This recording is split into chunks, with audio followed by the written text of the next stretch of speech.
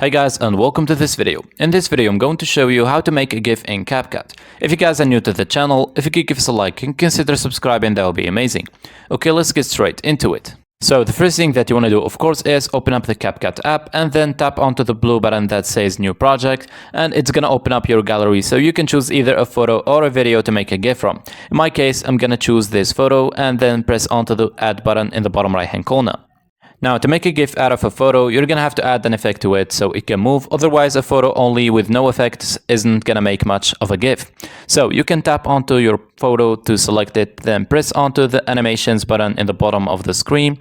And as you can see, it's gonna give you different options of animations, so you can choose whatever animation you like. In my case, I'm gonna choose zoom in animation at the start, and after that, I'm gonna go to the out section to choose the zoom out animation to put it at the end of my GIF. You can also add a text, so if you tap onto your timeline and then press onto the text button that appears in the bottom of the screen, then add text in the bottom left hand corner. You can enter in a text here, so I'm gonna type in hello, then I'm gonna go edit the timeline of the text. Then you can tap onto the styles option to choose a font and add the animations for the text if you want to, and that should be it. So now all you have to do is tap onto the 720p button in the top right hand corner, press onto GIF in the top left hand corner, and select whichever quality you want to download your GIF at.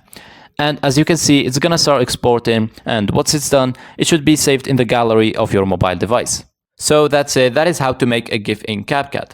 I really hope you found this video useful. If you could give us a like and subscribe, we would really appreciate it. Catch you guys in the next one.